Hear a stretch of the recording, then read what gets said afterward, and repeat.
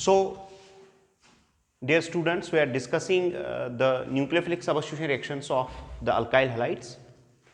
We discussed the reaction with NaOH and Williamson's ether formation. ठीक है, तो आज हम कुछ और जो मैंने ऑलरेडी आपके साथ शेयर किया है कि टेबल जो है वहां पे हम उसी टेबल के रिलेटेड जितनी भी रिएक्शंस हैं वो डिस्कस कर रहे हैं. ठीक है, तो आज हम उसी टेबल के रिलेटेड कुछ नई रिएक्शंस को डिस्कस करेंगे जिसमें कि हमारे पास एक और है, that's reaction of alkyl halides. Another reaction of alkyl halides with ammonia. Ammonia के साथ ये कैसे रिएक्ट करते? ठीक है, अमोनिया के साथ ये कैसे रिएक्ट करते देख लीजिए. हमारे पास RX है, जनरल अल्काइल एल्फैटिक हैलाइड जो है, इसको हम ट्रीट करेंगे अमोनिया के साथ, NH3 के साथ. नाइट्रोजन पे लोन पेयर है, नाइट्रोजन पे लोन पेयर है तो इसका मतलब है it will act as a nucleophile. And this reaction occurs in, we use ethanol as a solvent. इसमें हम एथेनॉल सॉल्वेंट यूज करते हैं, यानी पोलर प्रोटिक सॉल्वेंट है ना. Ethanol is polar protic solvent. अब होगा क्या देख लीजिए, यहां पे डेल्टा पॉजिटिव चार्ज है, यहां पे डेल्टा नेगेटिव चार्ज है इंडक्टिव इफेक्ट की वजह से. मैंने ऑलरेडी आपको बोला है कि अगर आपका न्यूक्लियोफाइल न्यूट्रल है, जैसे आपने वाटर के केस में देखा, अगर आपका न्यूक्लियोफाइल न्यूट्रल है उस टाइम पे इसका नेगेटिव पार्ट विल अटैक, है ना. Negative part is going to attack. इसका मतलब यह है कि इसको मैं ब्रेक करूंगा टू पार्ट्स में. एक बनेगा NH2 नेगेटिव और H positive, NH2 negative and H positive. अब जो NH2 नेगेटिव है ये यहां से X नेगेटिव को डिस्प्लेस करेगा, वो X नेगेटिव H पॉजिटिव के साथ कंबाइन होगा. तो इसका मतलब यह है कि ये डिस्प्लेस करेगा, यहां से X नेगेटिव निकलेगा, X नेगेटिव H पॉजिटिव के साथ कंबाइन होगा. तो आपको प्रोडक्ट जो है वो ऐसे मिलेगा, RNH2 प्लस HX. HX जो निकलेगा यहां से, इसको ये न्यूट्रलाइज करेगा. तो इन कंपाउंड्स को जिनमें NH2 फंक्शनल ग्रुप होता है इनको हम बोलते हैं amines. They are called as amines. अब यहां पे देख लीजिए क्या होता है. तो इसका मतलब यह है कि अल्काइल हैलाइड्स जब अमोनिया के साथ इन पोलर प्रोटिक सॉल्वेंट में अगर कंबाइन होंगे तो हमें बनेंगे जनाब amines. These are called as amines. अब जो अमाइंस बने, ठीक है, जो यहां पे अमाइंस बने, ये होता है 1 डिग्री अमाइन. जैसे एक कार्बन के साथ बॉन्ड है तो it's called as 1 degree amine. अब यहां पे देखो कंपटीशन होगा, एक कंपटीशन बनता है. देखिए पहले हमारे पास सिर्फ अमोनिया है, हमने सिर्फ अमोनिया लिया, तब अमाइंस थे ही नहीं. लेकिन अब क्या हो जाएगा, कुछ टाइम के बाद अमाइंस भी बनेंगे. अमाइंस के नाइट्रोजन पे भी लोन पेयर है, इसके भी लोन, इस पे भी लोन पेयर है, इस पे भी लोन पेयर. और इंपॉर्टेंट सी बात यह है कि यहां पे जो अल्काइल ग्रुप होता है ना, इसका प्लसा इफेक्ट होता है, यानी डोनेटिंग इफेक्ट होता है ना. ये इलेक्ट्रॉन देता है. अब इलेक्ट्रॉन देने की वजह से देखो क्या होगा, जो नाइट्रोजन है ना, now it will act as a nucleophile. Now there will be the competition. अब कंपटीशन रहेगा कि अब अमोनिया भी अटैक कर सकता है और अमाइंस का जो नाइट्रोजन है वो भी अटैक कर सकता है. समझ आ रही है बात.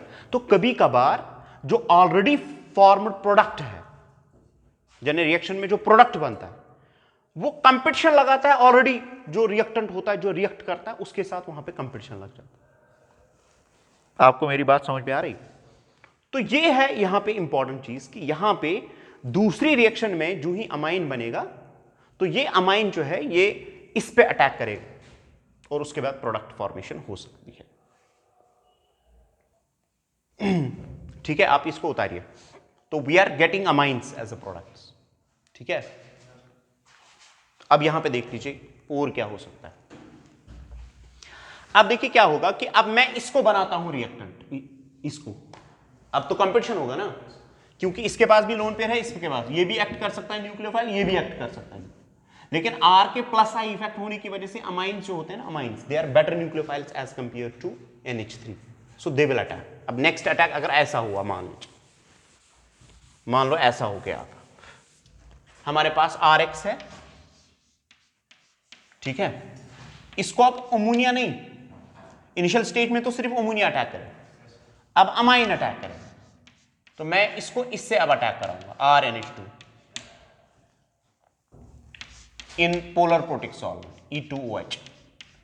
पोलर प्रोटिक ये ethyl, ET stands for ethyl group C2H5। हाँ, अब यहां पे फिर से देखो क्या होगा, इसका नेगेटिव पार्ट आपको बनाना आएगा। ये देखो क्या बनेगा, RNH negative plus H positive, इससे अटैक कराओ, यहां से X नेगेटिव निकले, that will go here. So when X negative will go here, you are getting R NH, एक और R, प्लस बनेगा फिर से HX। इसको बोलते हैं secondary amine, this called as secondary amine, secondary amine, ठीक है। अब सेकेंडरी अमाइन फिर से कमाइन हो सकता है अल्काइल हैलाइड के साथ, समझ आ रही बात, क्योंकि इसके पास भी लोन पेयर है, इसके पास भी लोन पेयर, तो ये फिर से कमाइन होगा, ये अटैक कर सकता है। तो नेक्स्ट अटैक में मैं ऐसे दिखाऊंगा, पहले आप इसको उतारिए। तो प्रोडक्ट जो बनता है वही अटैक करता है, because product sometimes can become a better nucleophile as compare to original reactant, तो उसकी वजह से कंटिन्यूअस वहां से न्यूक्लियोफिलिक सब्स्टिट्यूशन हो रही है, जिससे कि प्राइमरी अमाइंस, अब इसको बोलते हैं 2 degree amines, it's called as 2 degree amine.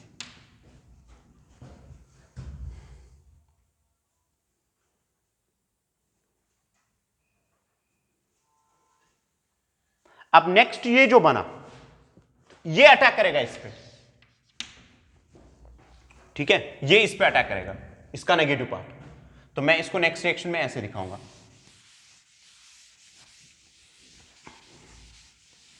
अब RX plus R NR with H, ये जनाब ETOH में, अब इसका बनाइए नेगेटिव पार्ट मतलब ऐसे इसको शिफ्ट कीजिए, ठीक है, N पे आएगा नेगेटिव चार्ज, इस पे आएगा पॉजिटिव चार्ज, N अटैक करेगा इस पे, यहां से निकलेगा X नेगेटिव, वो H पॉजिटिव के साथ कंबाइन होगा, तो आपको मिलेगा जनाब RN R और R प्लस बनेगा HX, yes, it's called as tertiary. अब देखिए नाइट्रोजन में हो क्या रहा है, हमने किससे स्टार्ट किया था, हमने NH3 से स्टार्ट किया था ना, अल्काइल हैलाइड डालने की वजह से देखिए क्या हो रहा है, उसके तीनों के तीनों hydrogen are replacing by alkyl groups.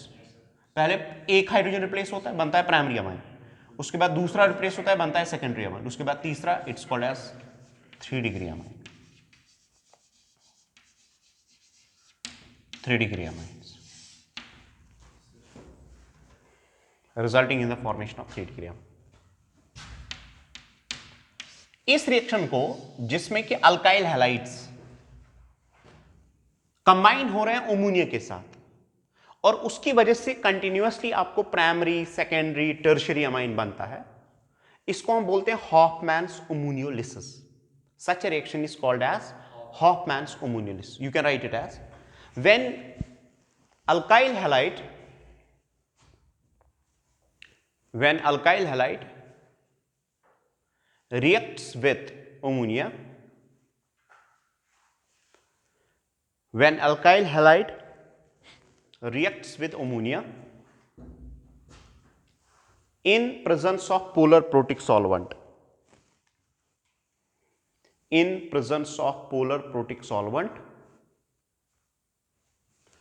resulting in the formation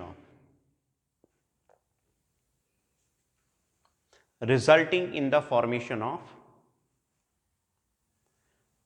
primary, secondary and tertiary amines,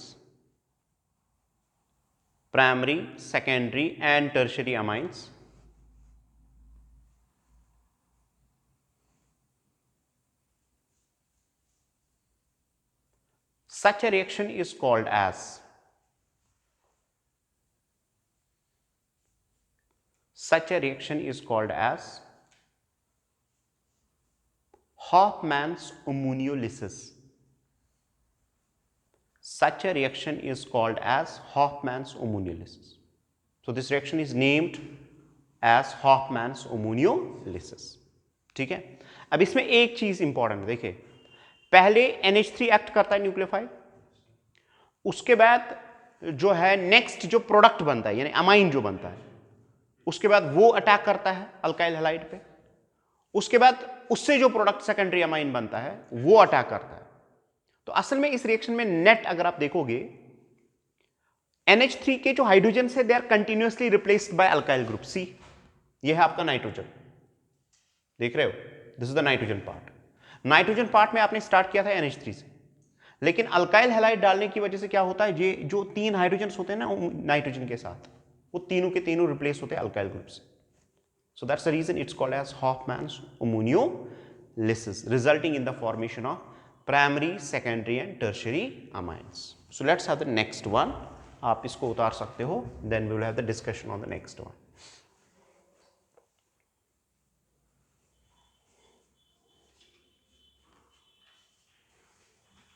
Next देख लीजिए। नेक्स्ट वन जो आपका टेबल है, मैं उसी की रिएक्शंस डिस्कस कर रहा हूं, मैं कंटिन्यूअसली ये चीज बोल रहा हूं। अगर आपके पास RX है, इसको आपने ट्रीट किया NaCN के साथ, तो यहां से प्रोडक्ट आपको बोलना है क्या है, समझ आ रही बात? NaCN के साथ अगर आप कंबाइन करेंगे, देखिए पहली बात Na positive CN negative, CN negative का बेसिटी ज्यादा होता है as compare to X negative, जो आपने ऑलरेडी पढ़ा है, तो ये रिप्लेसमेंट रिएक्शन हो जाएगी। लेकिन CN का अगर मैं आपको स्ट्रक्चर दिखाऊंगा तो CN का स्ट्रक्चर ऐसा होता है, C ट्रिपल बॉन्ड N ऐसे होता है, कार्बन पे होता है नेगेटिव चार्ज, ये साइनाइड का स्ट्रक्चर होता है, this is the structure of this cyanide, in fact CN negative, ठीक है, CN नेगेटिव, कार्बन पे नेगेटिव चार्ज होता है, नाइट्रोजन न्यूट्रल होता है। अब यहां पे देख लीजिए एक चीज, यहां दो इलेक्ट्रॉन पेयर्स हैं, देयर आर 2 इलेक्ट्रॉन पेयर्स, एक इलेक्ट्रॉन पेयर कार्बन पे है, दूसरी इलेक्ट्रॉन पेयर किस पे है, नाइट्रोजन, है ना। मैंने ऑलरेडी आपके साथ एक चीज शेयर की है कि कार्बन वाले जो न्यूक्लियोफाइल्स होते हैं दे आर बेटर न्यूक्लियोफाइल्स, क्योंकि अक्रॉस जब आप जाओगे ना, अक्रॉस द पीरियड जो न्यूक्लियोफिलिसिटी होती है वो डिक्रीज कर जाती है, यानी कार्बन की न्यूक्लियोफिलिसिटी ज्यादा होगी as compare to nitrogen, carbon will be acting as a strong nucleophile as compare to nitrogen, समझ आ रही बात। और ऐसे न्यूक्लियोफाइल्स, कहीं पे ऐसे भी न्यूक्लियोफाइल्स होते हैं जिनके पास दो डोनेटिंग साइट्स रहते हैं, जैसे अभी आपने NH3 देखा, NH3 में नाइट्रोजन पे एक लोन पेयर है, तो इसको हम बोलते हैं this is a nucleophile but it's not called as ambidentate nucleophile. Ambidentate nucleophiles ऐसे न्यूक्लियोफाइल्स होते हैं जहां पे आपके पास दो डोनेटिंग साइट्स होती है, लेकिन एट अ टाइम एक ही यूज होती है, समझ आ रही है बात। यानी हमारे पास देखो कार्बन पे भी लोन पेयर है, नाइट्रोजन पे भी, अब कार्बन भी डोनेट कर सकता है और नाइट्रोजन पे भी। अगर एक मॉलिक्यूल में दो डोनेटिंग एटम्स हैं, दो डोनेटिंग इलेक्ट्रॉन पेयर से दे सकता है, तो इसको हम बोलते हैं एम्बिडेंटेट न्यूक्लियोफाइल। क्या बोले, एम्बिडेंट। लेकिन एट अ टाइम ये एक ही से देता है। दूसरा होता है बाइडेंटेट न्यूक्लियोफाइल, बाइडेंटेट का उसके दो डोनेटिंग साइट्स होते हैं लेकिन दोनों से देता है। यहां पे इसको बोलते हैं ambi, ambi means it has containing two but at a time it will give with one, या तो ये कार्बन देगा या नाइट्रोजन देगा। और एम्बिडेंटेट न्यूक्लियोफाइल्स के केस में हमेशा हमारे पास दो तरह के प्रोडक्ट्स ऑब्टेन होते हैं, एक होगा जब कार्बन से अटैक हो जाएगा तब एक प्रोडक्ट बनेगा, दूसरा होता है जब नाइट्रोजन से अटैक हो जाएगा तब दूसरा प्रोडक्ट बनेगा, समझ आ रही है बात। तो कुछ न्यूक्लियोफाइल्स में हमारे पास दो तरह के डोनेटिंग साइट्स होते हैं, ऐसे न्यूक्लियोफाइल्स को हम बोलते हैं ambidentate nucleophiles. Ambidentate nucleophiles can donate with two types of the donating sites depending upon उनकी वायबिलिटी किस में ज्यादा रहेगी। अगर कार्बन, देखिए नाइट्रोजन और कार्बन में ज्यादा कार्बन स्ट्रांग है, अगर कार्बन फ्री रहता है तो डोनेशन इसी से होगा। अगर आप कार्बन बंद रहा यानी किसी एक चीज में इन्वॉल्व रहा तब डोनेशन किससे होगा, नाइट्रोजन से। Is it clear? तो आप ये लिख सकते हो कि certain nucleophiles contain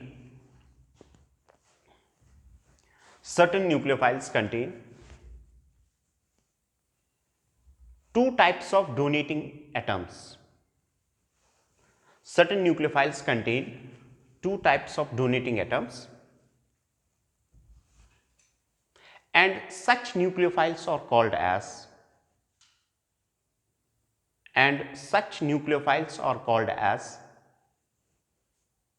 ambidentate nucleophiles. Such nucleophiles are called as ambidentate nucleophiles.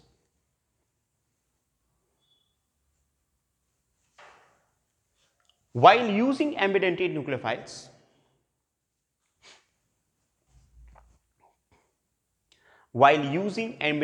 nucleophiles, two types of product are formed. Two types of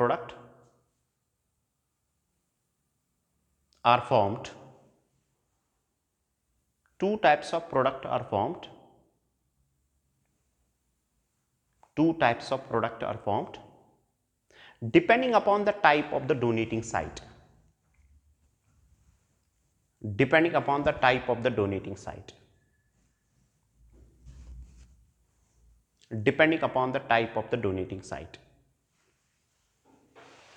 Is it clear? आप जनाब देख लीजिए एक चीज, साइनाइड के केस में हमारे पास कार्बन भी है, नाइट्रोजन भी है, लेकिन अगर मैं आपसे पूछता हूं जो आपने ऑलरेडी पढ़ा है, ठीक है, carbon is a strong nucleophile, it can act as a strong nucleophile then nitrogen, ठीक है। अब यह होता है कि सोडियम और कार्बन के बीच में आयनिक बॉन्ड होता है, तो जब आप इसको सॉल्वेंट में डालेंगे तो ये टूटेगा, और टूटने के बाद दोनों साइड सब अवेलेबल है। मुझे बताओ अटैक किससे बेटर रहेगा? कार्बन से, है ना। तो इसका मतलब यह है कि कार्बन वाला पार्ट यहां पे अटैक करेगा और यहां से X नेगेटिव रिलीज करेगा, दिस विल बी रिलीज्ड। तो आपको मिलेगा product RC triple bond N, this will be the product, plus NaX।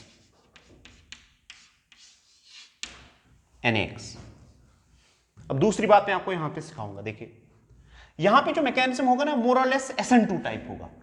अब बोलेंगे सर कैसे, हमें आपको कैसे पता चला कि SN2 मैकेनिज्म ऑपरेट होने की ज्यादा पॉसिबल? क्योंकि कार्बन जो है ना ये स्ट्रॉन्ग न्यूक्लियोफाइल है, स्ट्रॉन्ग न्यूक्लियोफाइल्स की टेंडेंसी रहती है specially in case of secondary, क्योंकि उसको तो चॉइस मिलती है ना, either it will go by the what we say as either it will go by the SN1 और SN2। लेकिन अगर आपका स्ट्रॉन्ग न्यूक्लियोफाइल है, स्ट्रॉन्ग न्यूक्लियोफाइल के केस में SN2 मैकेनिज्म यूजुअली ऑपरेट करता है, तो इस केस में ज्यादा जो सेकेंडरी के साथ होगा इसका SN2 मैकेनिज्म ऑपरेट करेगा। तो आपको अल्काइल साइनाइड्स मिलेंगे, you will get what? Alkyl cyanides. So you are getting alkyl cyanides as products.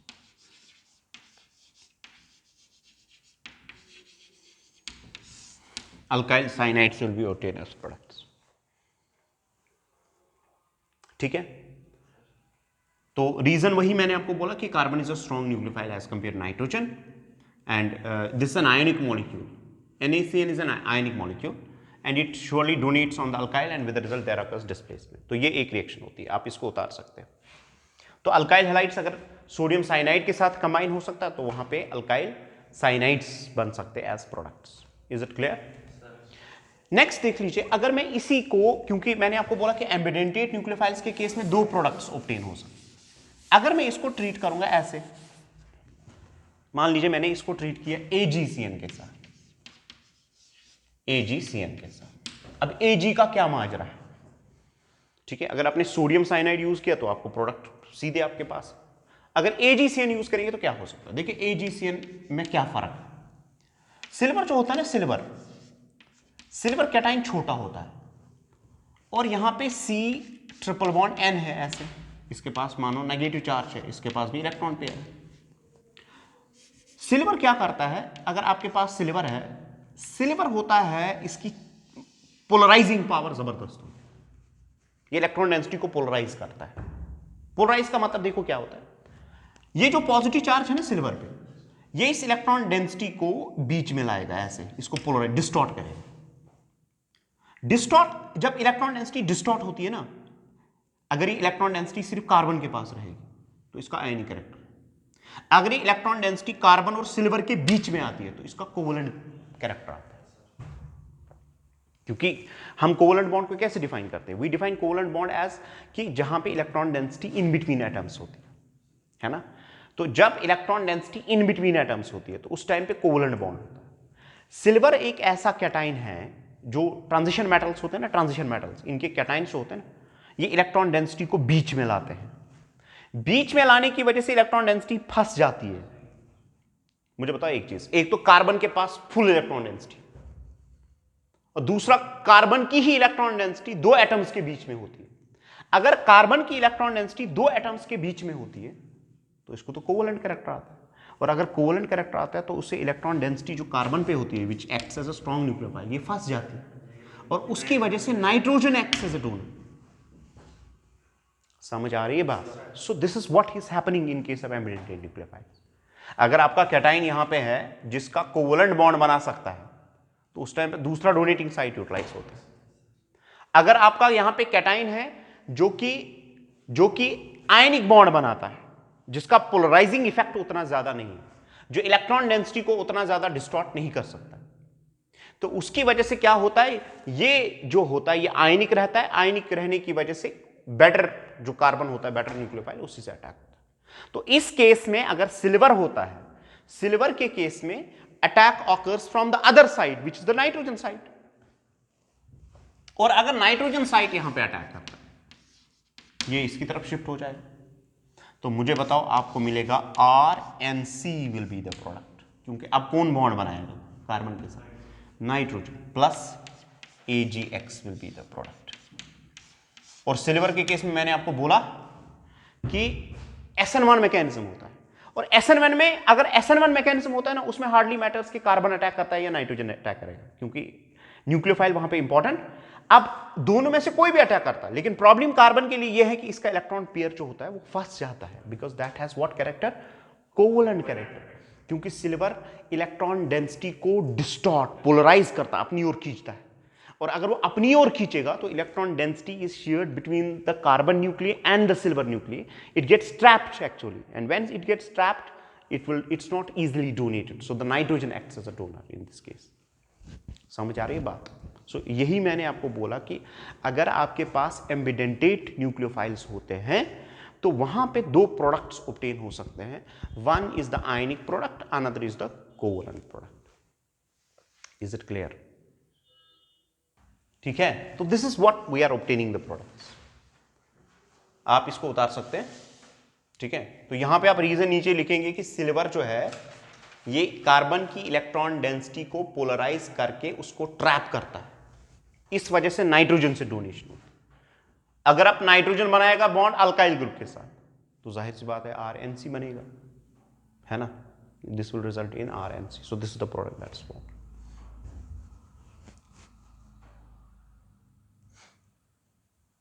Now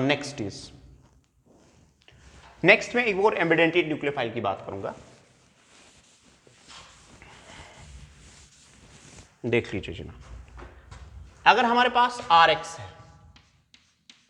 इसको मैं NaNO2 के साथ ट्रीट करूं, NaNO2, तो ये हो गया Na पॉजिटिव, ये हो गया नेगेटिव। ये भी एम्बिडेंटेड न्यूक्लियोफाइल है। आप बोलेंगे सर कैसे? देखिए मैं इसका स्ट्रक्चर बनाता हूं, N double bond O single bond O, oxygen पे आएगा नेगेटिव चार्ज, ये है नाइट्रोजन, ये है ऑक्सीजन, ये है इसका स्ट्रक्चर, हो गया NO2 नेगेटिव।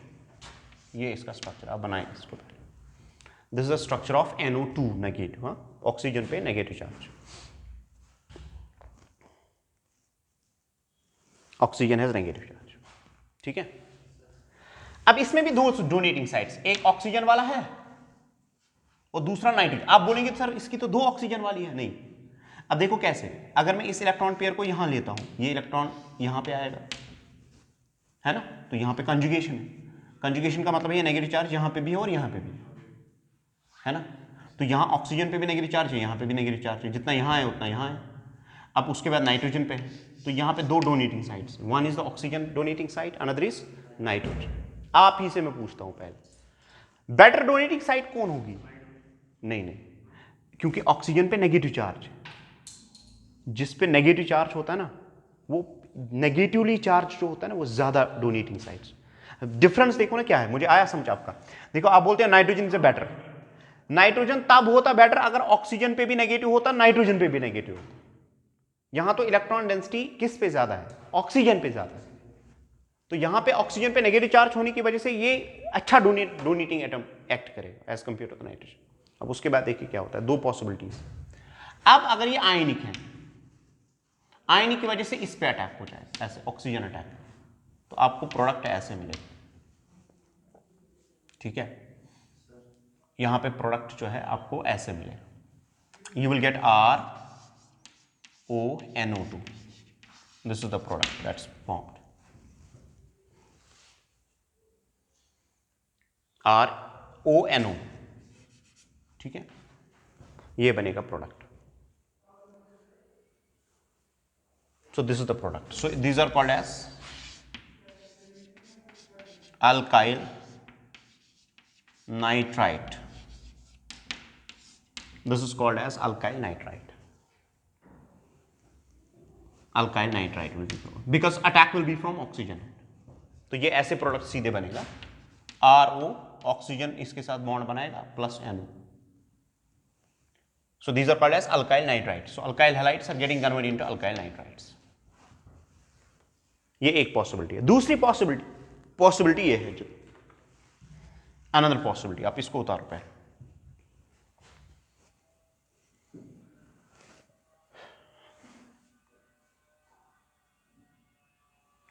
देख लीजिए अनदर पॉसिबिलिटी क्या है। दूसरी पॉसिबिलिटी जनाब ऐसे है, फिर से वही, आपके पास RX है plus AgNO2, Ag plus NO negative है ना, वो समझ आ रही बात। अब मुझे बताओ एक चीज, इसमें दो डोनेटिंग साइड्स थी ना, ऑक्सीजन वाली और नाइट्रोजन वाली। अब यूजुअली कौन सी अटैक करती है, ऑक्सीजन वाली, लेकिन अगर आप ऑक्सीजन वाली इसके साथ रही तो आप कौन सा अटैक करेगा, नाइट्रोजन, तो you will have the attack from the nitrogen. So आपको RNO2 मिलेगा प्लस AgX, इनको हम बोलते हैं nitro alkanes, nitro alkanes, these are called as nitroalkanes. So two types of products are formed, one when it's ionic, another when it's covalent.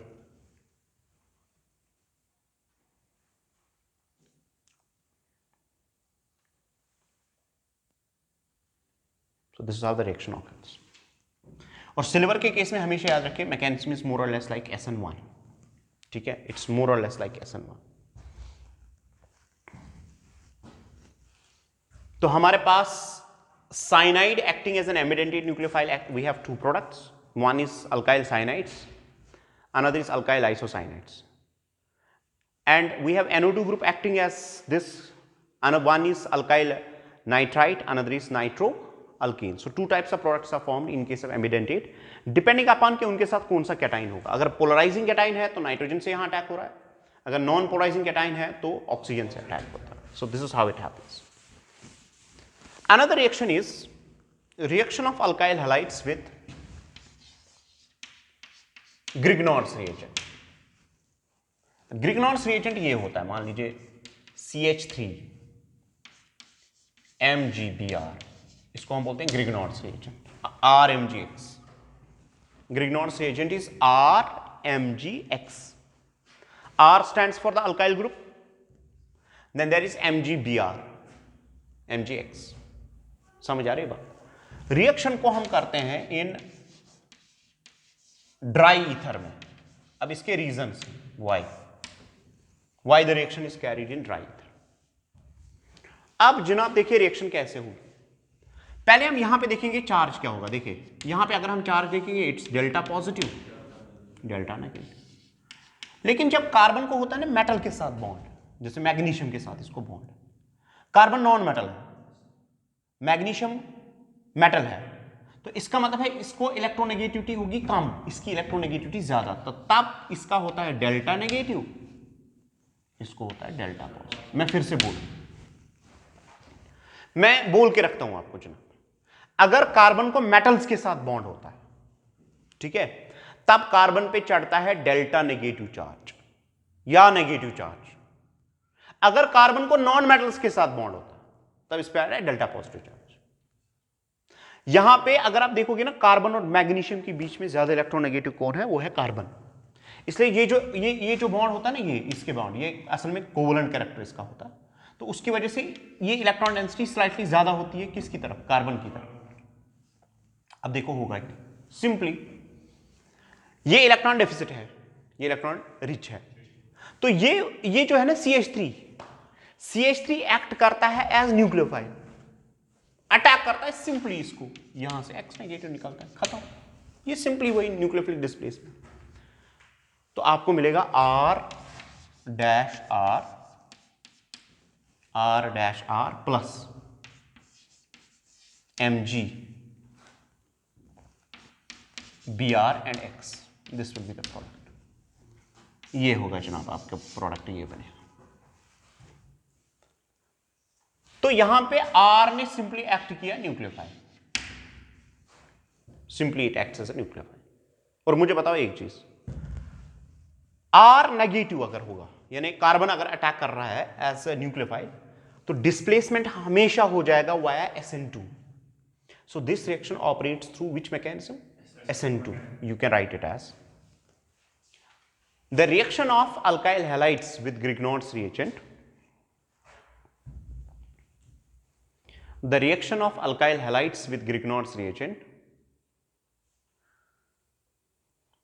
operates through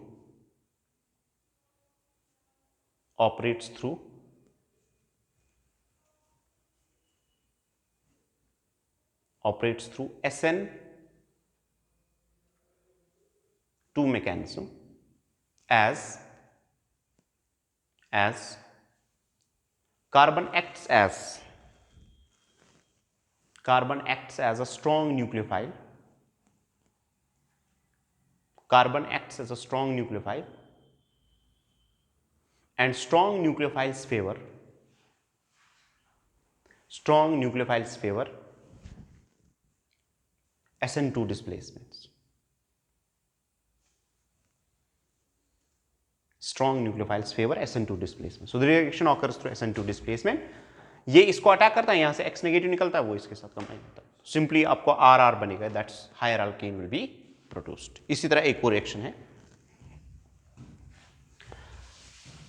I am discussing yet again the reactions of the table that are given in NCERT text.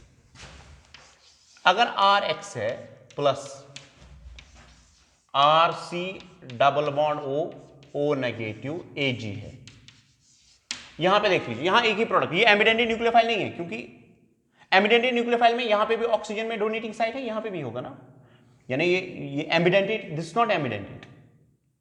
The difference between the ambidentate and this one is, देखिए आप बोलेंगे sir oxygen पे भी electron density, मगर ये तो same है ना। और जब आप रेजोनेंस करोगे ना ऐसे, देखो आप नीचे उतारो, फिर यही यहां जाएगा, आया ना नेगेटिव चार्ज, तो ये तो एक ही साइड है ना, या तो इससे अटैक होगा या इससे अटैक। तो यहां पे आप देखिए क्या बनेगा, बताओ, ये इसको अटैक करेगा, यहां से X नेगेटिव निकलेगा, सीधी सी बात। इसको बोलते हैं सिल्वर स्टेट, या हाँ सिल्वर, अगर CR का वैल्यू CH3 होगा तो बोलेंगे सिल्वर स्टेट। तो आपको मिलेगा product RC double bond OOR, this is the product that will be formed, plus AgX, this is the product. So you are getting, these are called as esters. अब देखिए कितने products आप में बन रहे हैं, we are getting esters.